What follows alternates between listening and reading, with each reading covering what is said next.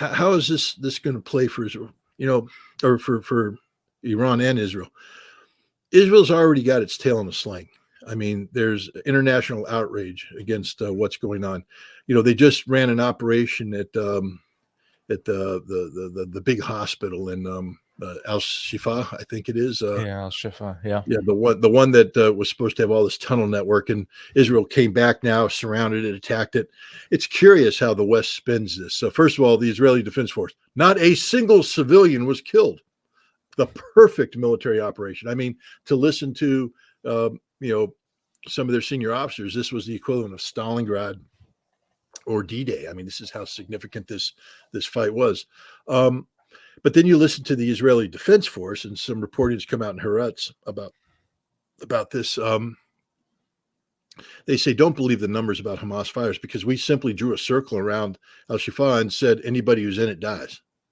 And if you're in it, you're considered to be Hamas. So we're going to kill you. It's automatic death. We don't mess around. We kill you and we count you as Hamas. So when Israel starts throwing out body counts, these are heavily inflated accounts. And then Israel also misrepresents, responsibilities. A security officer for the hospital is called a senior Hamas, regional coordinator. I'm not saying that Hamas can't dual hat. I'm not saying that Israel is wrong, but I mean, they need to do better. We know that the Israelis just make stuff up. They haven't been honest about any aspect of this operation. And they went into the hospital and committed mass murder and butchery. They executed. Some numbers was 147 guys got executed. I mean, it's a big number.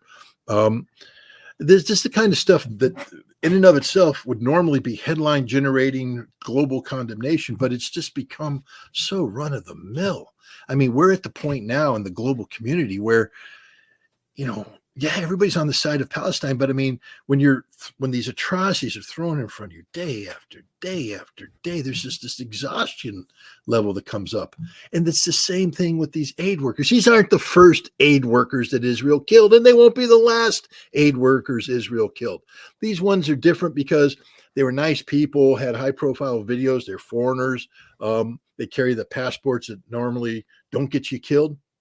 But Danny, I mean, maybe I'm wrong on this. Maybe I've just become too cynical, but I'm sort of guessing that this time next week, we're not going to be talking about these aid workers because Israel's going to have done something else. They're going to go into Rafah. The second they go into Rafah, no one's going to be talking about aid workers. Nobody's going to be talking about Shifa Hospital. No one's going to be talking about anything but Rafah. And in Rafah, we're going to be talking about the same thing, which is damage control by the United States. The whole world saying, we're so mad, but they're not going to do anything. Genocide has been declared by the International Court of Justice. Israel's been put on notice to stop.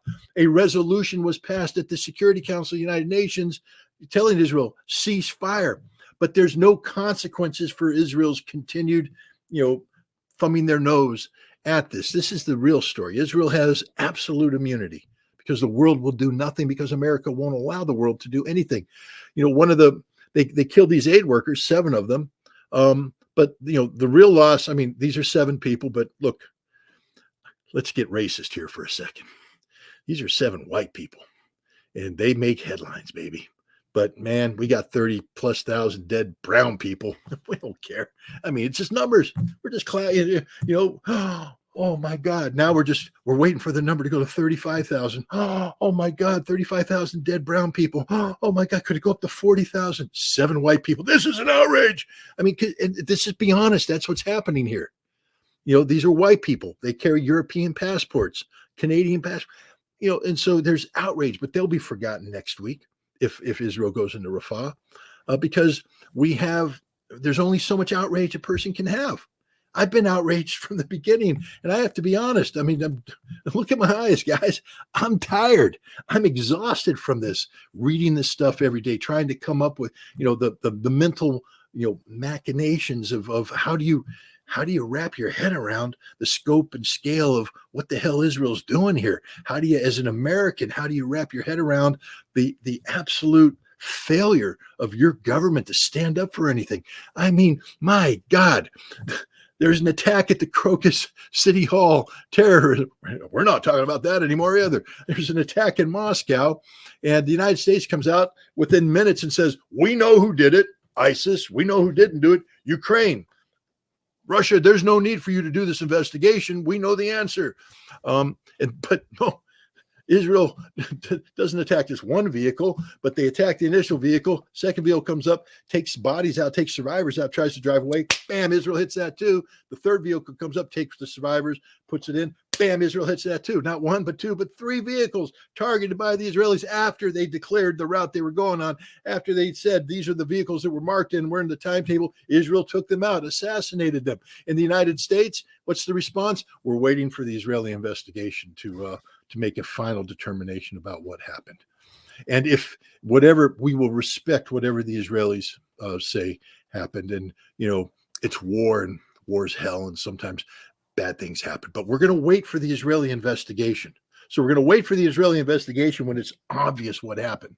But we're not going to support any Russian investigation because we throw out a cover story that falls apart immediately. The hypocrisy of America is unreal.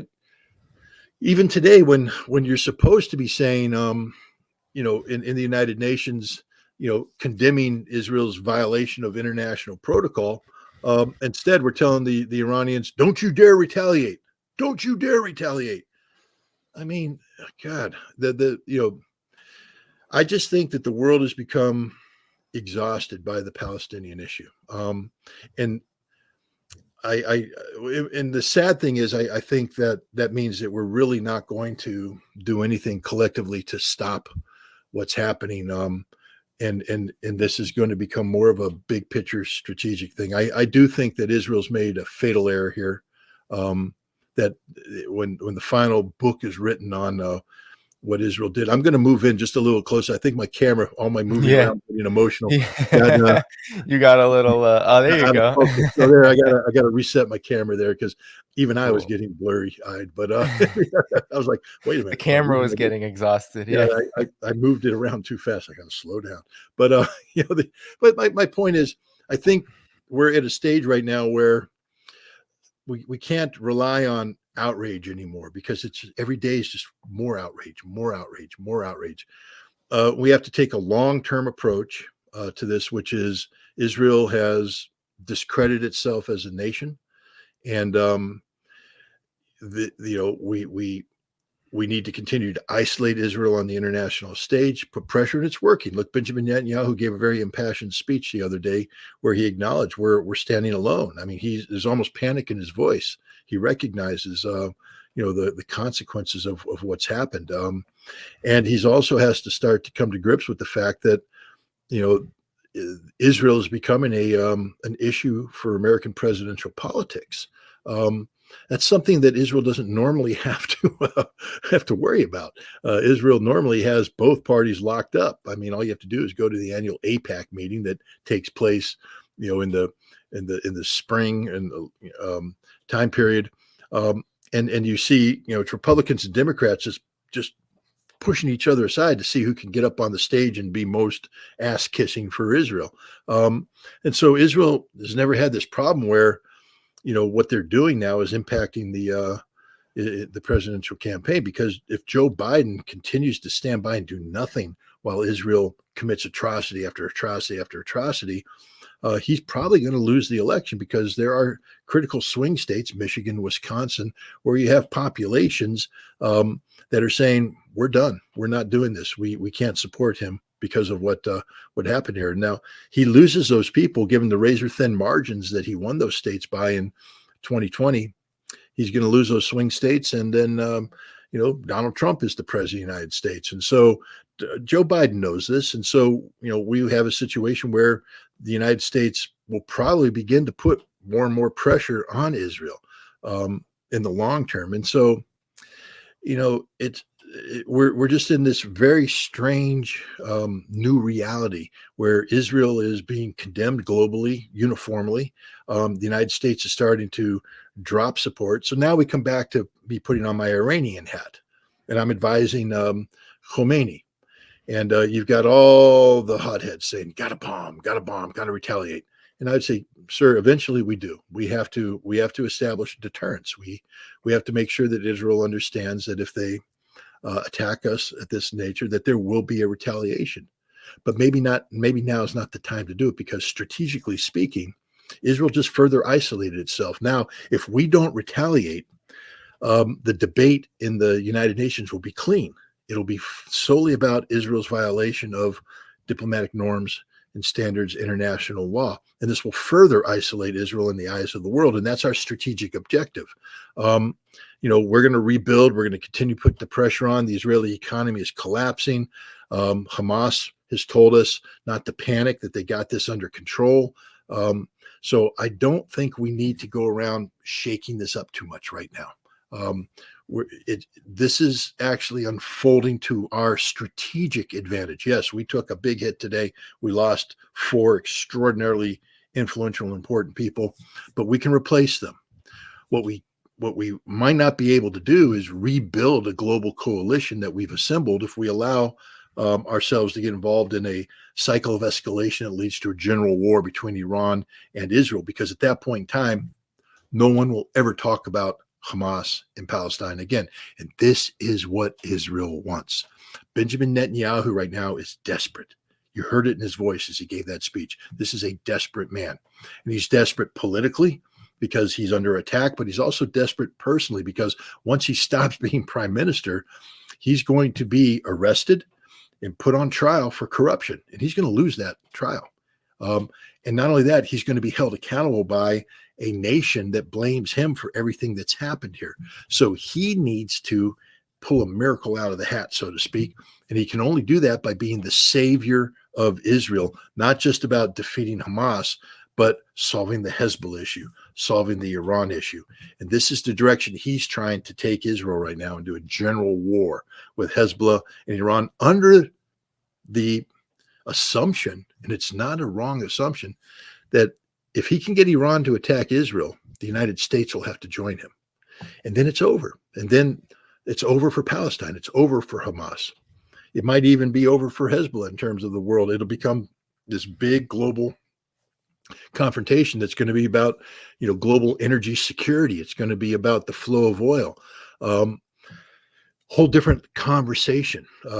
And you'll see dead people pile up in numbers that will make the horrible sacrifice of the Palestinians pale in significance. So, that's what the Israeli strategy is right now, is to basically have this thing explode in a way that doesn't look like Israel is to blame. They can blame it on Iran, and the United States will be compelled to support.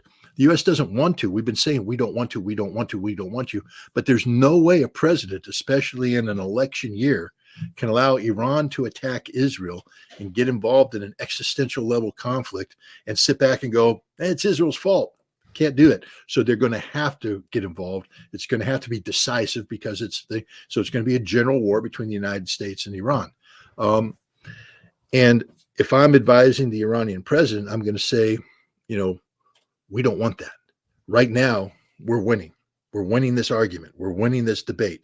We don't want this to turn into something else. And so I think that's the direction that they're heading. I just think Israel is really in a lot of trouble. And as long as the world can prevent this conflict from expanding precipitously, we're probably looking at, in the long term, the end of Israel as we know it. We're looking at the demise of political Zionism. If Benjamin Netanyahu is compelled to resign, he's under a lot of pressure, tens of thousands in the street demanding his resignation. Chuck Schumer said Israel will be better off without him. If Netanyahu resigns, something big just happened in Israeli courts too. The Israeli court just came out and ruled against the yeshivas continuing Talmudic studies that provide some sort of a safe haven for Orthodox Jews, so they don't have to go into the IDF. And the court said, nope, they got to all join.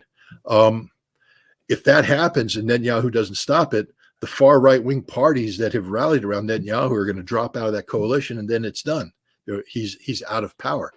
So Netanyahu is under a lot of pressure. And if that looks like that's going to happen, I think you're going to see him striking more and more targets, picking a fight with Hezbollah, picking a fight with Iran, because he knows that if he just focuses on domestic politics, his government's going to collapse. So he has to distract all of Israel and say, I'm a wartime president.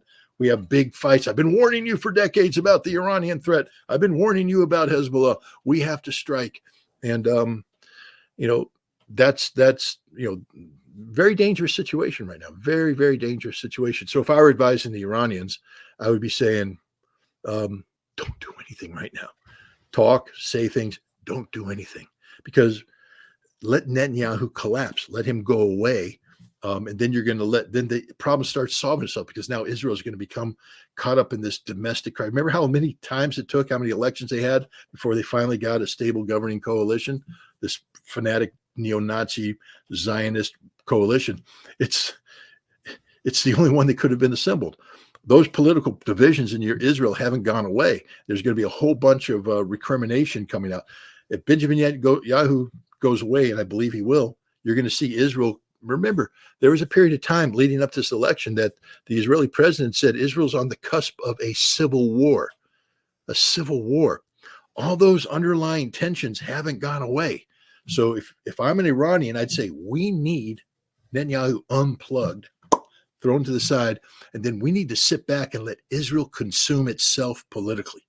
And you combine political dysfunction with economic ruin brought about by this conflict, which Israel's not going to recover from, and you start creating a situation where Israel starts to depopulate. And that's a strategic victory for the axis of resistance. To watch Israel become such a dysfunctional entity that hundreds of thousands of Israelis start to flee and leave Israel, because it's no longer the land of milk and honey. And when the United States starts putting the pressure on Israel that they have to solve, because there will be discussion about a Palestinian state, but you can't really have a discussion until you solve the West Bank settler issue. And so now you get the right-wing parties out of Israeli politics, and now you have Israelis talking about, we need to break the back of these West Bank settlers, these Brooklyn Jews who have flooded in and they've stolen homes, committed horrible crimes. You have to break their back. And when you do that, they flee and others flee. And you suddenly see an Israeli population go from, 9 million down to 6 million, down to 4 million. And then the demographic issue kicks in, and we're not talking about a two-state solution anymore. We're talking about a one-state solution.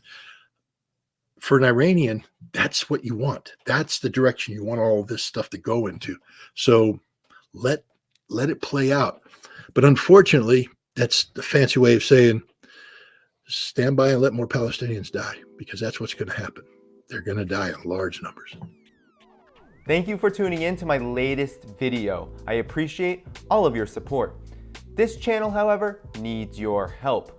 I am seeking to make this channel more sustainable in the long term and upgrade necessary equipment to ensure that this work continues onward and makes progress to give you all of the geopolitical analysis that you all deserve. For that reason, I'm asking you to become a member of my Patreon community at patreon.com/DannyDhaiphong. You can find that link in the video description or in the pinned comment below. For whatever amount you choose to give, just know you are supporting independent media that you can't find anywhere else. Thank you so much, and I look forward to the next video.